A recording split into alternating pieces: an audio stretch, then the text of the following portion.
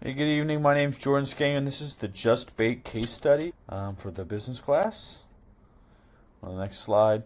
So I found this interesting. Like I found a lot of these, I think it's so cool to see these real world examples. This is about a cupcake shop, a bakery, and just kind of their life cycle, kind of how they did things, why they did their challenges, their struggles, and kind of the key takeaways that we can take from it. So we started off by doing this Excel, and we are kind of trying to identify their target service level, kind of where they should be, where they should want to be, and we were kind of looking at this from both the franchisee and the company owned stores. So that's the ones that are obviously owned directly by the company, or the ones that have been licensed out and are run by someone else. Kind of looked at that and the cost of understocking. You can see it was like what it would cost the company. So if it was understocked, one unit was $2.25 for the company owned, and it's $1.50 for the franchisee owned. For the cost of overstocking, so having too many items that aren't used, they would actually get a credit back, and that credit would essentially was like 75 cents, so it made it as to where it was 50 cents for both company owned and franchisee owned. And then you can see where we had to use the math and using the formulas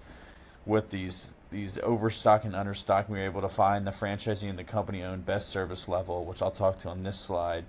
You can kind of see for an upscale bakery or a discount bakery, kind of like where their target service level would be. So for an upscale bakery, you want this to be like a high service level.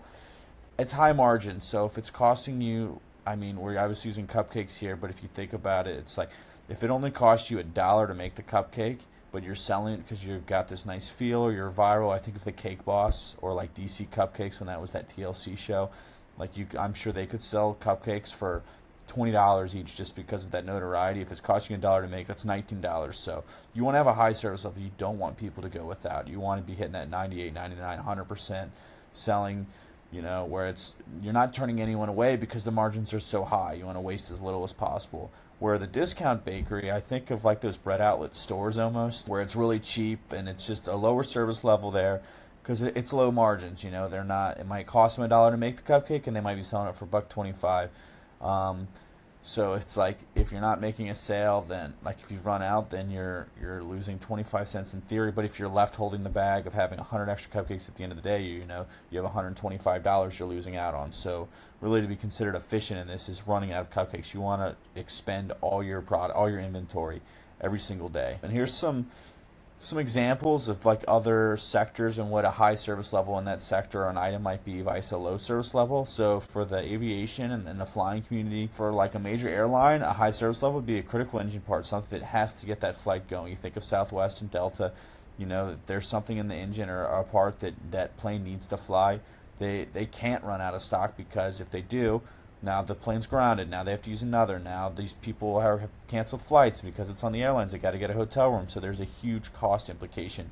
Where low service level would be like a small plane decal.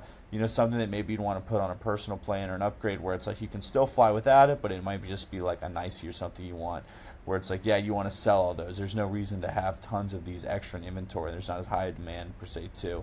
For hotel, one I found for both was linens. So for a nice hotel, you want to have just ample towels. You want to have extra pillows, extra blankets, all this stuff, because that's your reputation. If you run out of towels, if I'm staying at like, I don't say at nice hotels, but I'm trying to think, one of the super, like a Ritz, and I only had one towel in there for me and my wife, would be like, that would be a huge knock on them.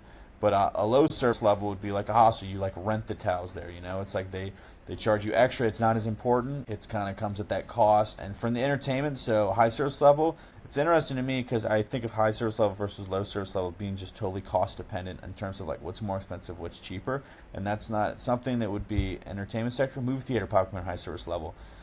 That's the movie theater's moneymaker is getting people in the door and then buying popcorn there. It's got a long shelf life, so you want to just have so much of this to where it's like you're never running out of popcorn. It would not be the goal to run out of popcorn, because people go to the theaters to watch movies and buy the popcorn. But a vinyl record would be a low service level. And this is obscure to me because of how I'm going to talk on the fashion one, but because it's like a collector's item and of such, like the scarcity is what makes it valuable. But it's curious because it's low service level because of that. So it's like you want to sell them all, but all records are sold at the same price.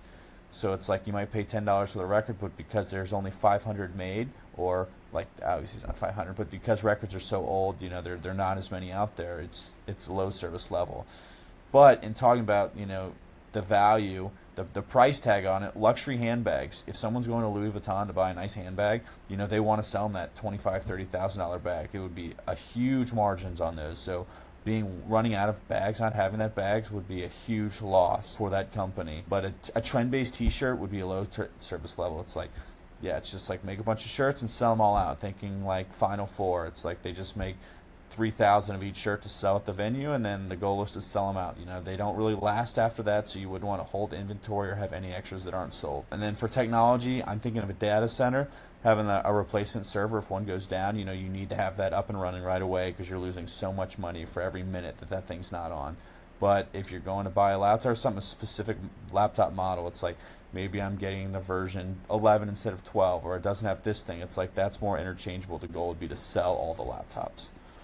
So next we're going to the review timeline. So I've kind of showed here how we use it's going to be like periodic ordering is what Just Bake is going to use, and you can see that by the lovely diagram on the top. And we use the targeting stock and ordering decision. This is showing the eggs, and this is using the scenario in the Excel, and these are the numbers I got when I plugged everything in with the values and through reading the document. And I'm going to talk more about the review timelines from periodic versus continuous. So for continuous, it's constant, it's in real time, it's tracked. Think the 7-Eleven, the first case study, where it's constantly monitored. It's a fixed order size. You need a low safety stock because you know what's needed. It's constantly being checked. And it's best for expensive, critical, or fast-moving items, which are like expensive obviously talks to diamonds. Like the diamond stores know how many diamonds are in that store, and if one's sold, it's automatically tracked. Fuel centers are constantly managing and measuring how much gas they have to see when they need to have the next truck come out and scheduled for that. Blood banks for O positive, being the universal donor, it's like this is constantly being monitored and tracked to save lives.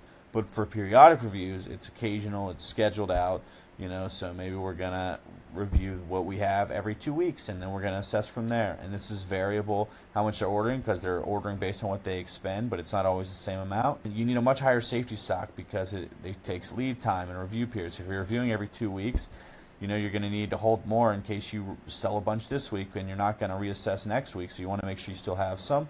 And it's going to be cheap, bulky, or grouped items. So think like cafeteria food. So either at school or if like your office has a cafeteria, that they kind of go through the inventory of what's been eaten, what they need to order for the next week, what they're going to go with. Propane tanks, I'm thinking at home, especially for grills. It's like you don't really check your propane tank that often. You just, when it runs low, or you check every couple months and you're like, oh, I need to go get a new one. And office supplies, I know a lot of offices, they have a storage room with a bunch of notebooks and pens and pencils and all those items, and it's not constantly being ordered because it's in flux, what's used and how often. So periodically, maybe once a month, someone will go in and review it and be like, okay, I need to go to the store and get these items for the office. And then this is just kind of the analysis between what Just Bake did, and then we're kind of apply it to what Crumbl is doing and how they can improve from that.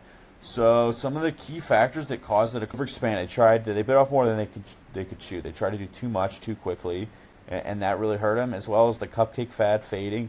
This is interesting to me because I do remember like cupcakes being kind of all the rage. Obviously, DC Cupcakes was on TLC or the Cooking Food Network, whatever it was. It's such a huge trendy show, and people were all about cupcakes, and that's definitely fallen by the wayside.